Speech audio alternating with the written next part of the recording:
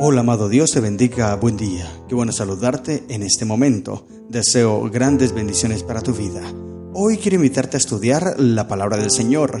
Nos corresponde leer el capítulo número 4 del Evangelio según San Marcos. En este capítulo aparecen varios relatos, parábolas de Jesús, similar a como acontece en el capítulo 13 de Mateo. Solo que Marcos registra más poquitas parábolas y registra detalles que Mateo no presenta también. En este capítulo 4 Jesús enseña a la multitud utilizando parábolas, como te dije.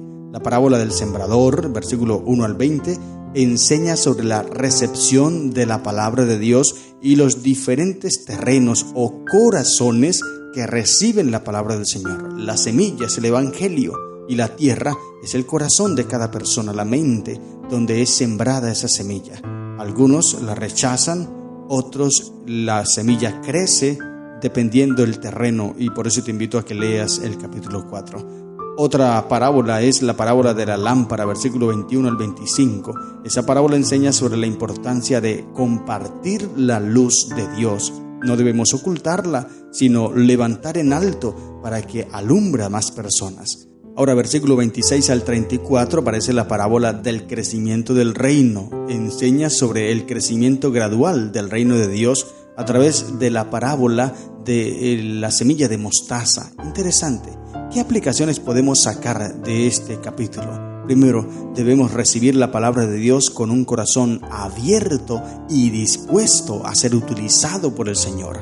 Segunda aplicación, debemos compartir la luz de Dios con los demás para que ellos sean alumbrados también, sabiendo que el que está en la luz, dice Juan en sus cartas, no tiene tropiezos. Interesante. Y tercera aplicación que podemos sacar del capítulo 4 de Marcos es: debemos confiar en el crecimiento gradual del reino de Dios. Y ya vamos a leer un texto muy interesante. Varias preguntas para hacernos. Primero, ¿cómo puedo recibir la palabra de Dios de manera efectiva? ¿Cómo puedes hacer que la palabra de Dios fluya y crezca en tu vida? Segunda pregunta, ¿qué puedo hacer para compartir la luz de Dios con los demás? ¿Estoy compartiendo o me estoy quedando quieto? ¿Qué puedo hacer para que la luz de Cristo brille y alumbre a otras personas? Y tercera pregunta, ¿cómo puedo confiar en el crecimiento gradual del reino de Dios en mi vida? Preguntas que debemos hacernos, reflexionar, responder y permitir que el Evangelio de Cristo fluya y crezca en nuestro corazón. Te invito entonces a leer la palabra del Señor. Dice la Biblia, Marcos 4. Otra vez comenzó Jesús a enseñar junto al mar, y se reunió alrededor de él mucha gente, tanto que entrando en una barca se sentó en ella en el mar, y toda la gente estaba en tierra junto al mar. Como leímos en los capítulos anteriores, Jesús le pide a los discípulos, y es un detalle que Marcos presenta, le pide a los discípulos que le aparten y le separen una barca para que siempre esté con él. Era estrategia, porque Jesús debía retirarse de la multitud y de esta manera quedar en una parte altica y que toda la multitud pudiese escucharlo. Hay un libro muy interesante de la sierva del Señor que lleva por título La voz, su educación y su uso correcto.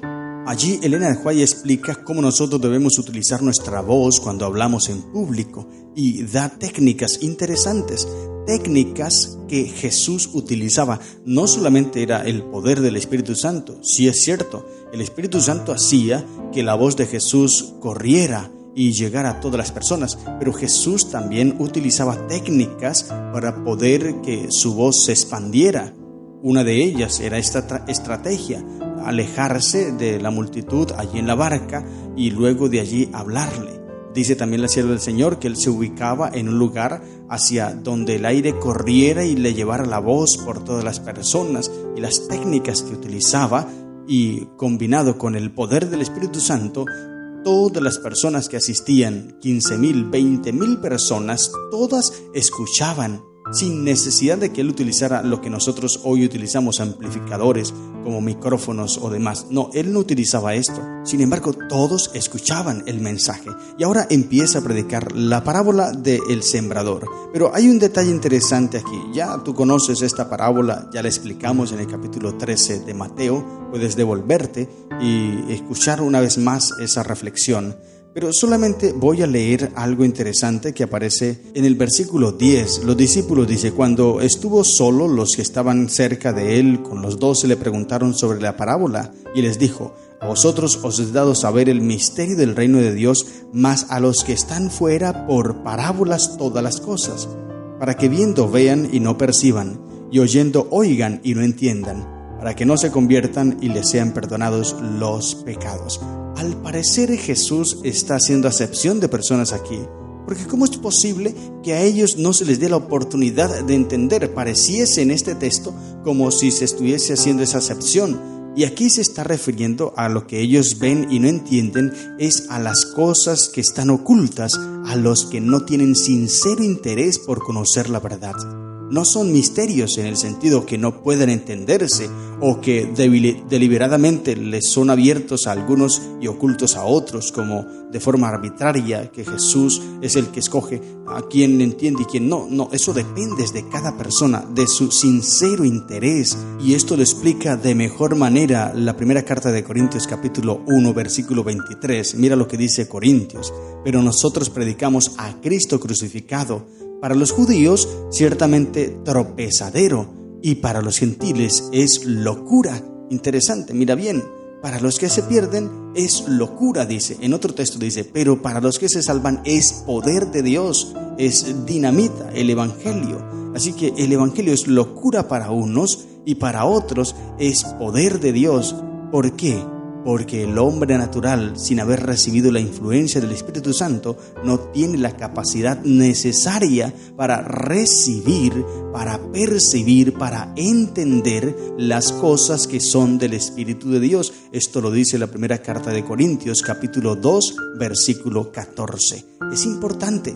Las cosas espirituales se disciernen de manera espiritual. ¿Qué era lo que pasaba con los escribas y los fariseos? Ellos no venían con sinceridad.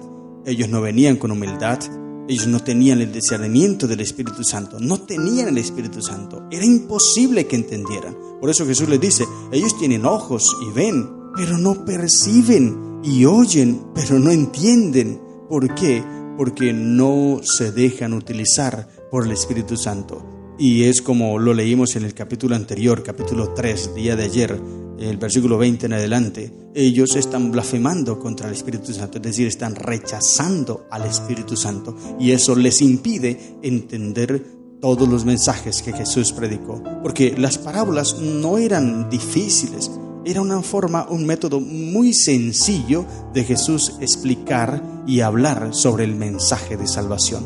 Solo que ellos, por su mente llena de orgullo, por su altivez y su arrogancia y prepotencia, no permitían que el Espíritu Santo trabajara en sus corazones. Por eso ahora les explica a los apóstoles y a las personas que realmente deseaban seguir el mensaje y que con humildad pedían al Señor. Por eso dice Santiago 1:6, si alguno tiene falta de sabiduría, 1:5, si alguno tiene falta de sabiduría, pídala a Dios, el cual la dará en abundancia y sin reproche, y le será dado. Allí está el mensaje.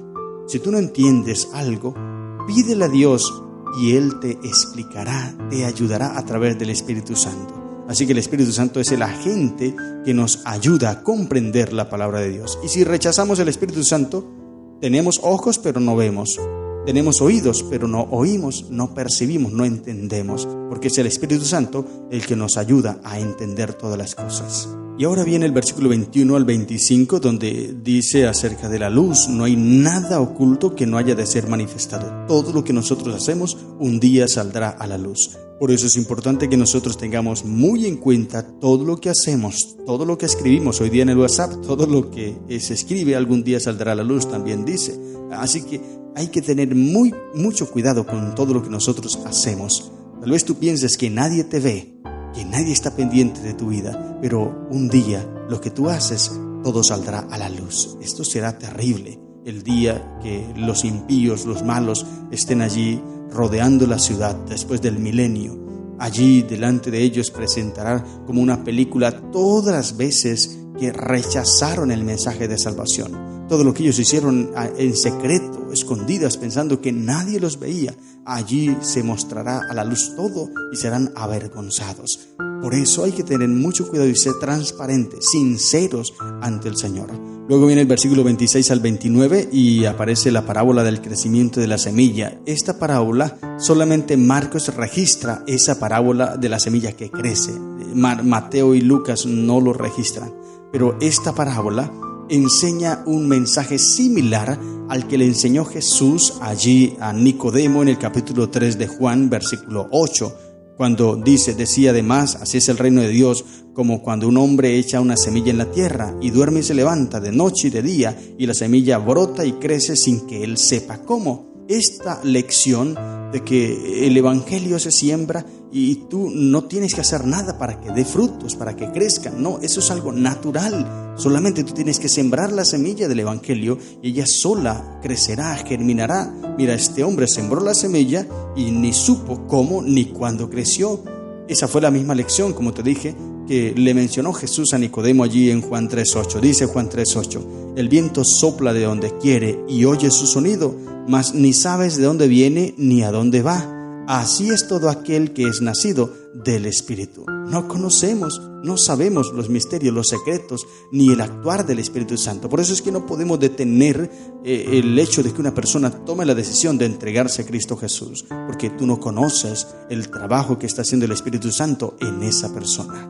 Luego viene la parábola del crecimiento de la semilla de mostaza, versículo 30 al 32, acerca del evangelio, el reino de Dios, cómo crece igual como esa semilla de mostaza. No sabes cómo, pero crece de una forma inmensa.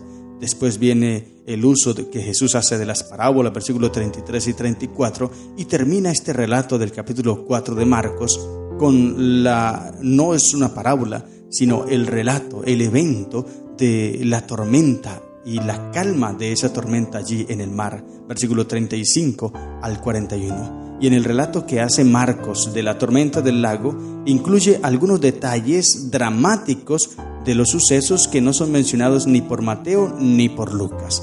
Pero en este relato nosotros vemos el poder que tiene Cristo sobre la tempestad.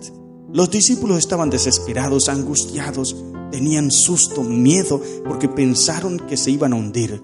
Pero mira lo que hace Jesús, dice el versículo 38, y él estaba en la popa durmiendo sobre un cabezal.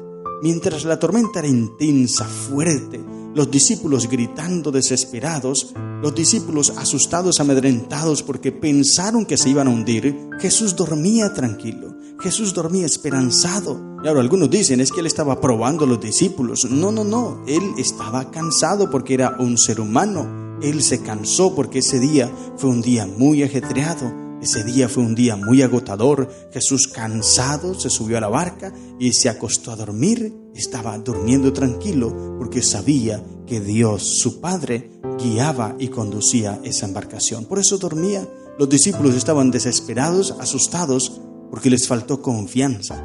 Y entonces trataron de despertar a Jesús, regañándolo, diciéndole, Señor, tú duermes mientras nosotros estamos preocupados, aquí angustiados. ¿No tienes cuidado que nosotros perecemos?